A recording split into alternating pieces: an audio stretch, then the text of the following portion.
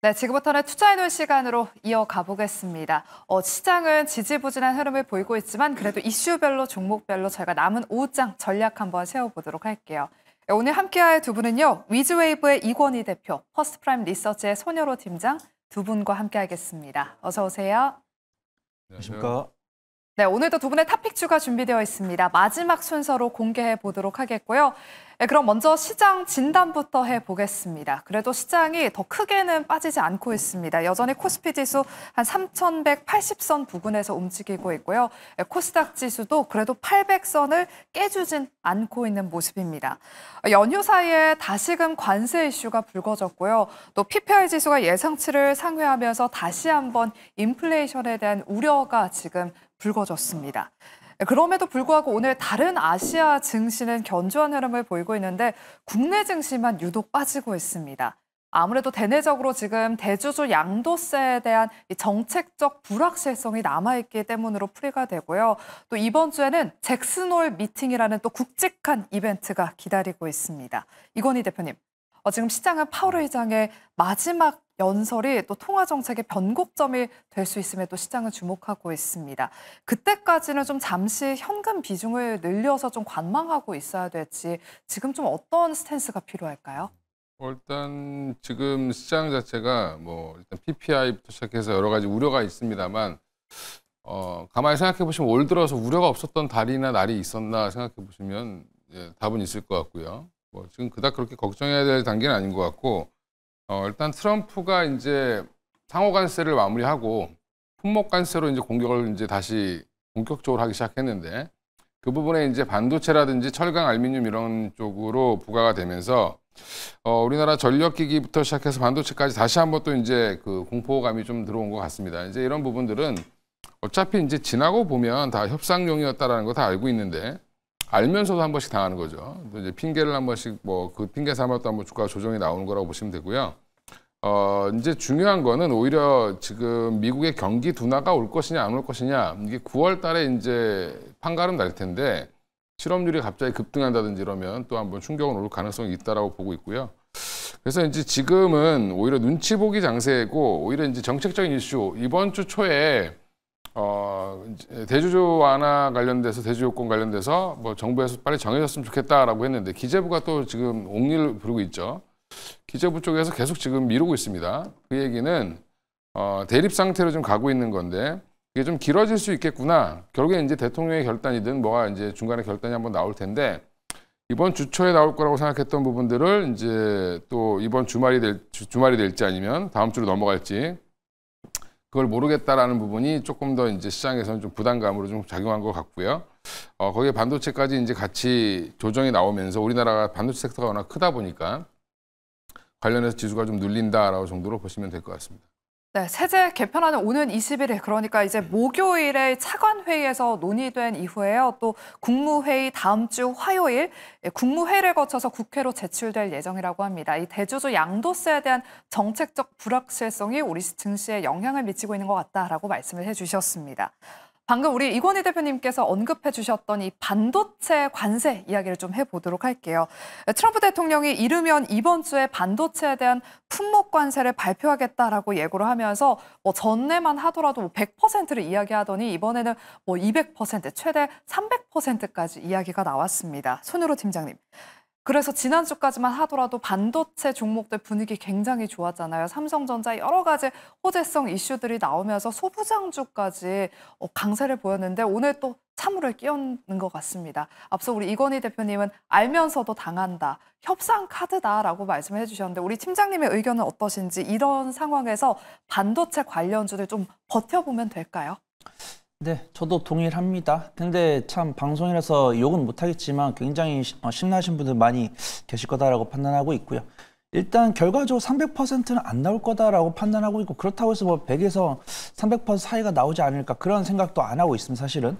그다음에 이제 미국과 중국 간의 관세 협상을 봤을 때도 보통 관세가 20% 나올 거다, 100% 나올 거다 이런 이야기 있다가 40%가 나왔죠. 그런 것은 가장 낮은 부분과 가장 높은 부분의 중간보다 낮게 나올 거다 이렇게 볼 수 있죠. 그래서 일단 보편 관세는 결론이 나왔고 품목별 관세도 반도체가 100%나 뭐 300% 사이에서 나올 거다라고 보고 있는데 현재 이재명 대통령께서 이제 미국에 가셔가지고 한미 정상회담을 어떻게 마무리하에 따라서 그 퍼센트는 이제 결정이 될 거다 이렇게 보고 있습니다. 단순하게 그냥 산술적으로 봤을 때는 100%나 300%의 중간보다 그 아랫단이 나올 수 있지만 혹시라도 우리가 협상 결과가 높다고 했을 때는 뭐 100% 초반이나 오히려 100%가 안 되게 나올 수도 있는데 그런 부분들은 협상 결과 나와 봐서야 계산할 수 있다라고 판단하고 있고요.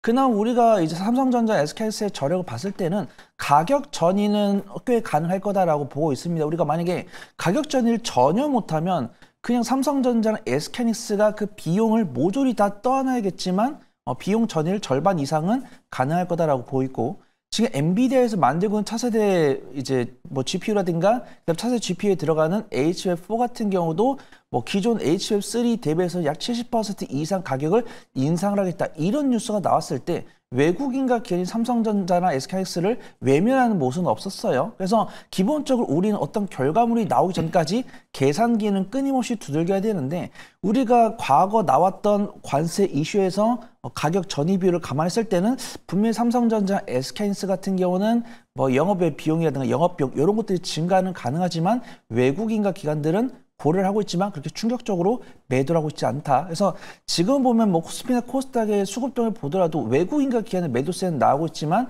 매도세가 그렇게 충격적으로 많이 나오고 있지는 않고요. 근데 개인 투자분들께서 그 외국인과 기관의 작은 매도세를 적극적으로 잡고 있지 않다 보니까 적은 매도에도 지수 낙폭은 조금 큰 것으로 판단됩니다. 그래서 저는 뭐 이 입장에서 그럼 오늘 종가에 들어가자 이런 말씀을 드리는 건 아니고요. 일단 외국인과 기관의 매도세가 나오고 있으니까 관망은 하되 외국인과 기관의 매수가 그쳤을 때 그때 추가 매수하면 좋을 것 같고 내가 보유하고 있는 반도체 종목의 손실폭이 마이너스 10%가 넘어가지 않았을 때는 그대로 홀딩하셔도 무방할 것 같다. 좀 말씀을 드리도록 하겠습니다. 네, 오늘 관세 우려에 이렇게 반도체주들이 조정을 받고 있지만 그리 외국인과 기관의 매도 강도가 세진 않다. 그렇기 때문에 조금 더 버텨보자라고 코멘트해 주셨습니다. 반도체에 이어서 오늘 또 조정받고 있는 전력 설비 쪽은 어떤 전략이 필요한지 또 이야기 나눠보도록 할게요. 미국 정부가 철강 알루미늄에 부과하기로 한 50% 관세 파생 범위를 확대하면서 이 초고압 변압기 그리고 가스 엔진 건설 기계가 이 관세 품목에 포함이 됐습니다. 이건희 대표님, 국내 변압기 종목별로 지금 피해 영향이 좀 다를 것 같은데 덜한 쪽은 어디인지 궁금하고요. 그리고 오늘같이 이렇게 빠질 때 추가 하락에 대비해야 될지도 전략 세워주실게요. 전력기기는 이 정도 조정 나오는 건 정상적인 거다라고 보시면 되고 이게 이런 관세 이슈 아니어도 언제든지 이런 나올 수 있는 조정이고요. 일단 단기적으로 전력기기의 조정 빌미를 정도 준 거라고 보고 있고요. 오히려 이제 그러니까 현대인프라코와 같이 이제 중장비를 만드는 회사들이 더 큰 거죠, 사실은.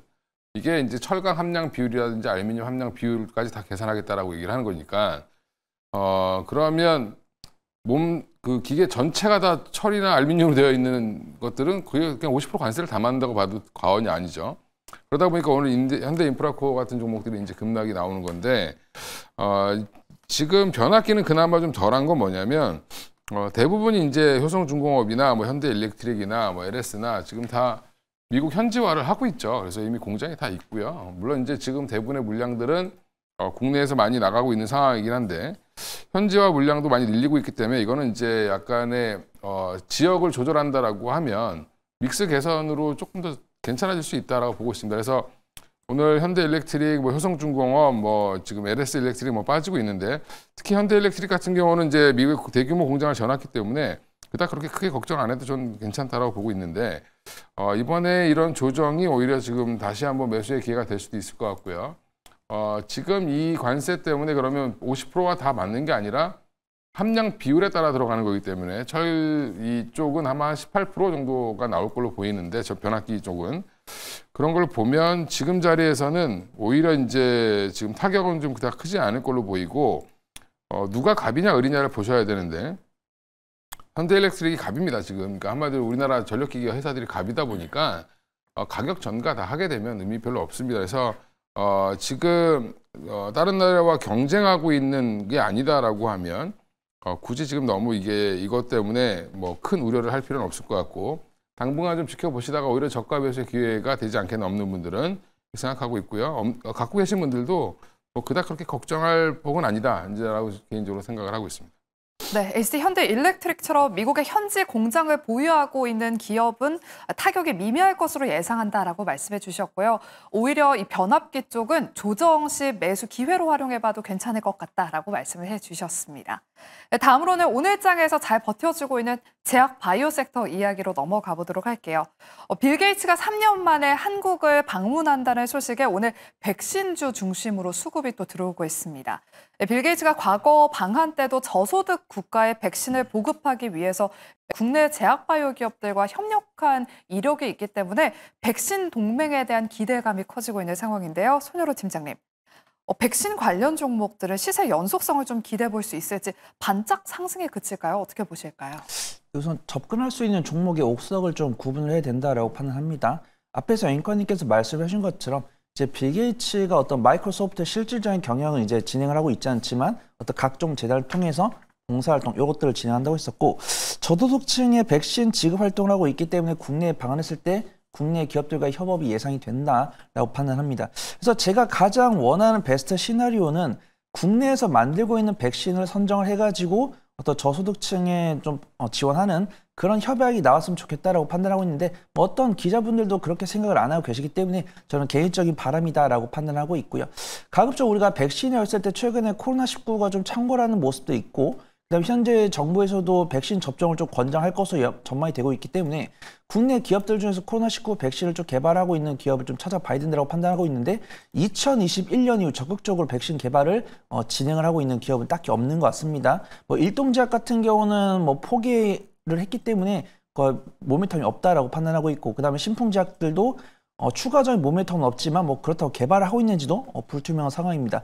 그다음에 SK 바이오사이언스 같은 경우도 제가 이제 관련 뉴스를 검색했을 때 명확하게 뭐 포기를 했는지 진행을 하고 있는지 이런 사안들은 확인은 안 되고 있는데 확실하게 제가 언급드린 종목들에 한해서는 그래도 외국인과 걔네 수급이 들어오고 있는 것으로 판단됩니다. 그래서 저 같은 경우는 뭐 빌 게이츠가 8월 중순에 방한을 해가지고 뭐 프로그램도 참여를 하고 제약기업들과 만날 가능성이 있다라고만 나와 있고 혹시라도 만났을 때는 매매 관점이 접근하다라고 판단하고 있고 방한 결과에 따라서 매매를 그냥 단기적으로만 할지 아니면 수익 이상으로 결정할지 좀 결정할 수 있다라고 판단하고 있고요.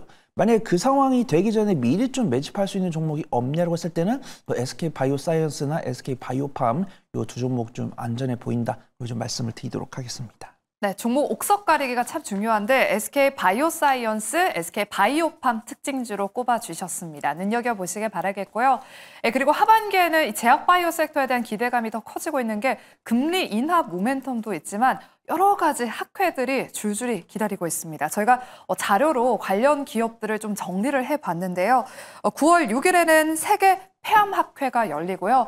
참가 기업으로는 리가켄 바이오와 루닛이 있습니다. 이어서 10월 달에는 에스모, 여러 가지 참가 기업들, 뭐 한미약품, 보로노이, 그리고 HLB까지 예정되어 있고요. 이어서 뭐 ADC, 면역 항암 학회까지 줄줄이 여러 가지 학회들이 기다리고 있습니다. 이건희 대표님, 이 중에서 저희가 어떤 학회에 좀 관심을 가져봐야 될지 궁금하고요. 그리고 어떤 기업이 좀 의미 있는 상승을 좀 이뤄낼 수 있을지 기대감이 모아지고 있는 기업도 좀 옥석 가려주실게요. 다 가려 놓으신 것 같은데, 예, 그죠? 예, 맞아요. 학회는 뭐 다 중요하죠. 뭐 각 병마다 중요한데, 일단 항암제 단에서는 ADC가 가장 중요하니까 ADC 학회가 아마 주목을 받을 거고요. 그 다음에 시장으로는 가장 큰 암 시장이 폐암 시장입니다. 그래서 폐암 학회가 주목받고 있는 건데, 이번 폐암 학회가 가장 이제 얼마 안 남았으니까 9월 6일부터 열리는 거니까 스페인 바르셀로나에서 열리는데 여기에 참여 기업 지금 루닛, 리가켄 바이오 나오잖아요. 리가켄 바이오 보시면 됩니다. 리가켄 바이오가 지금 최근에 주가가 다른 바이오처럼 조정을 받고 가는 게 아니라 지금 거의 뭐 계속 고가를 행진하면서 얕은 조정을 이어가고 있는 중인데 자체 개발 중인 이제 ADC 물질을 이제 처음 연구 성과를 발표합니다. 그래서 LCB, 그러니까 리가켄 바이오 58A라고 해서 58A, 그러니까 58-A의 이제 물질이죠. 이 물질에 대해서 지금 발표를 하게 될 텐데 이 성과가 잘 나온다라고 하면 리가켄 바이오가 그동안 이제 링커에서 세계 독자적인 이제 세계에서 가장 탁월한 기술을 갖고 있는 회사였는데 ADC 자체도 잘 만들 수 있는 회사다라는 얘기가 나오게 되면 또 한번 재평가 받을 수 있다고 보시면 될 것 같고요. 한마디로 이제 일본의 다이치 산교 같은 회사가 될 수 있느냐 없느냐 이제 이런 것들을 여기서 판가름 질 수 있다라는 부분에서는 그런 힌트를 얻을 수 있는 뭐 학계가 되지 않겠나 생각하고 있고요. 향후에 이제 바이오 투자하실 때 키워드를 아셔야 되는데 아까 말씀드린 것처럼 ADC 그다음에 제형 변경 뭐 그다음에 이제 약물을 이제 얼마나 더 오랫동안 지속할 수 있느냐 장기 지속형 플랫폼 이쪽 이런 키워드를 갖고 있지 않은 회사들은 사실 좀 어렵다. 그러니까 앞으로 이제 우리나라 기업들은 대부분 이제 플랫폼 중심으로 좀 보시는 게 좋지 않나 이렇게 생각하고 있습니다. 네, 상반기에 역대 최대 매출을 달성한 리가캠 바이오 계속해서 눈여겨보자라고 말씀해 주셨습니다. 9월 6일 폐암학회에서 또 차세대 ADC 후보 물질을 발표한다고 하니까요. 추가 상승세 한번 기대해 보도록 하겠습니다. 그리고 이번 주에 일라이릴리의 비만 치료제 마운자로가 드디어 유통이 시작됩니다. 이르면 20일부터 국내에 공급이 가능해지는데요. 손혜로 팀장님. 최근에 이 마운자로 모멘텀에 비만 치료제 테마로도 지금 수급이 유입되고 있습니다. 하지만 지난 위고비 때를 좀 살펴보면 세론 현상이 나타났었잖아요. 이번 마운자로 때도 좀 세론에 유의를 해야 될까요? 네, 확실히 좀 변동성이 강한 것 같습니다. 일단 제가 오전 개장 초반에는 조금 긍정적으로 말씀을 드리려고 했었는데 이 방송국을 이동하면서 조금 보수적으로 보는 게 맞다라고 판단합니다. 그래서 저는 이 비만 당뇨 치료제를 말씀을 드리면서 약간 엔비디아에 빗대 보거든요. 우리가 엔비디아를 봤을 때 실적이 잘 나오면서도 이익률까지도 잘 나오면 주가 굉장히 탄력이 있었습니다. 근데 엔비디아가 주춤주춤하면서도 결국 올라가는 것은 이 기업이 갖고 있는 절대적 실적이 증가를 하면서 저평가 매도를 갖고 있을 때 올라가는 경향입니다. 근데 이 비만 당뇨 치료제 같은 경우 사실 재작년이랑 작년 중반까지는 실적뿐만 아니라 이익률까지도 크게 개선이 됐었는데 사실상 작년 하반기부터는 이익률이 조금씩 줄어들면서 경쟁이 있는 것이 아니냐 그렇게 판단했습니다. 그래서 뭐 미국에서 뭐 삭센다나 뭐 위고비 마운자로도 있고 국내에서도 뭐 한약품에서는 거의 임상 3상 지내고 있는 비만 당뇨 치료제도 있고 뭐 D&D 파바이오텍이나 다른 종목들도 각가지 뭐 임상 1상을 진행하고 있는 비만 당뇨 치료제가 있죠. 근데 이제 기계적으로 트럼프 대통령이 약가를 강제로 인하시킨다는 것은 기업들의 경쟁을 다소 좀 이렇게 차갑게 하면서도 어떤 안전하게 좀 약품을 공급하고자 이런 부분들이 있는 것 같습니다. 오늘 개장 초반에는 음봉이었지만 개인 투자분들이 매도를 하고 외국인과 기관이 매수를 하고 있기 때문에 긍정적으로 말씀을 드리려고 했어요. 근데 점심시간 이후로는 외국인의 순 매도가 확인되고 있기 때문에 지금은 조금 관망을 하시는 게 맞다라고 판단되고 있고 이 비만 당뇨 치료제들이 일단 단기적으로 외국인과 기관의 수급이 다 나온 다음에 다음 3분기 실적을 앞두고 기대감이 있으면서 외국인과 기관의 수급 들어올 때 그때 다시 한번 공략해보자. 그렇게 좀 말씀을 드리도록 하겠습니다. 네, 다음은 조선 섹터에 대한 이야기도 나눠보겠습니다. 오늘 특히나 조선 기자재 중심으로 강하게 수급이 유입되고 있는데요. 다음 주에 있을 한미 정상회담에 대한 기대감이 꺾이지 않으면서 기자재 종목들 견조한 흐름을 보이고 있습니다. 이건희 대표님, 조선 업종 안에서도 좀 순환매가 돌고 있는 것 같아요. 오늘은 좀 가격적인 부담이 적은 기자재 쪽들이 빠르게 움직이고 있는데 한미 정상회담 기대감 유효할지 대형주를 이슈화할 때 조금 담는 게 나을까요? 아니면 기자재에 좀 달려가는 게 좋을까요?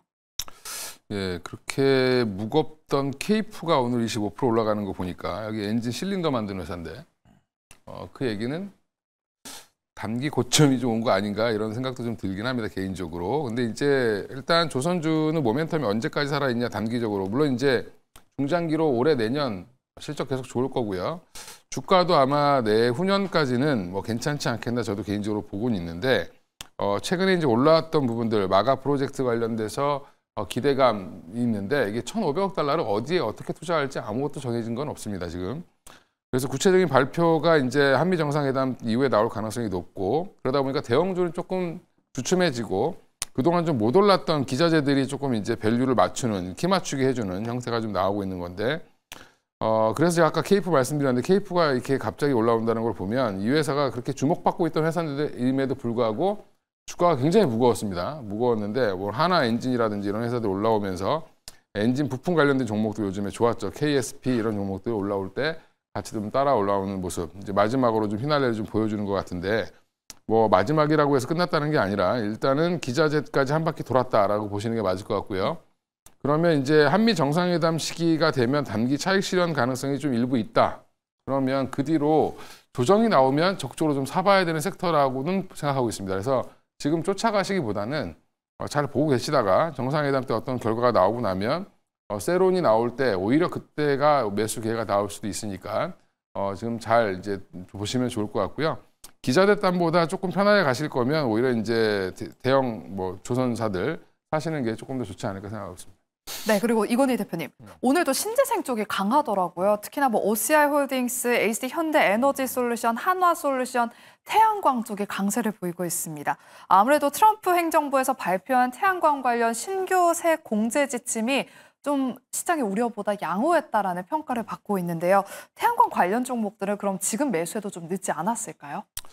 태양광은 이제 일단은 악재가 해소된 거죠. 불확실성이 해소가 된 거고 보조금 관련된 이슈가 해소됐고 그 안에 이제 소규모로 하는 것 같은 경우는 오히려 이제 지원금을 계속 받을 수 있기 때문에 그럼 쪼개서 하겠죠. 이제 이런 것들이 수요를 견조하게 이끌 거다라는 그런 기대감이 있습니다. 그래서 거기에 맞춰서 오히려 지금 국내 이슈까지 같이 있는 현대에너지솔루션 전 괜찮아 보이고요. 태양광이랑 ESS가 같이 엮여 있다는 부분 계속 좀 유념하시면 좋을 것 같습니다.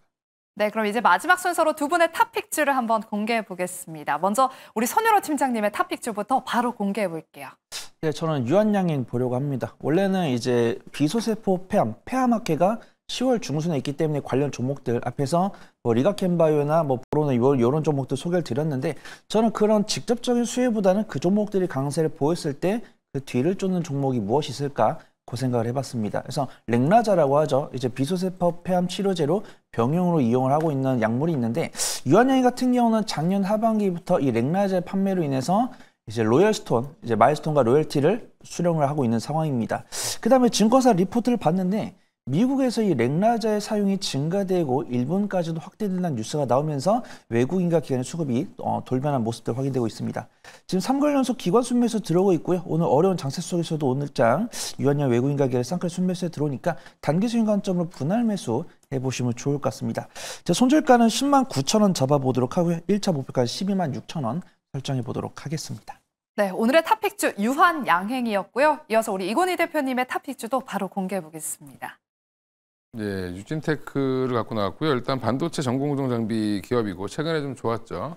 오늘도 조정은 나오지만 뭐 약한 조정이다라고 보고 있고 삼성전자, 하이닉스, 마이크론 투자 확대되면 좋아질 수밖에 없는 기업입니다. 지금 미국 테일러 공장 발주 이슈 이런 것 때문에 주가가 올랐는데 미국의 지금 반도체 관세 부과도 결국에는 미국의 투자를 늘리기 위한 방책이죠. 결국에 미국의 투자를 늘린다는 얘기 나오면 좋아질 수 있는 기업인 유진테크 유심히 좀 보시면 좋을 것 같습니다. 목표가는 58,000원, 손절가 42,000원으로 말씀드리겠습니다. 네, 오늘 반도체 쪽에선 유진테크가 또 탑픽주였고요. 제약바이오 안에서는 유한양행을 오늘의 탑픽주로 소개해 주셨습니다. 남은 5장 눈여겨보시길 바라면서 이렇게 저희가 준비한 순서는 여기까지입니다. 저희는 내일 오후 12시 이 시간에 더 알찬 인사이트 가지고 돌아오도록 할게요. 함께해 주신 여러분 고맙습니다.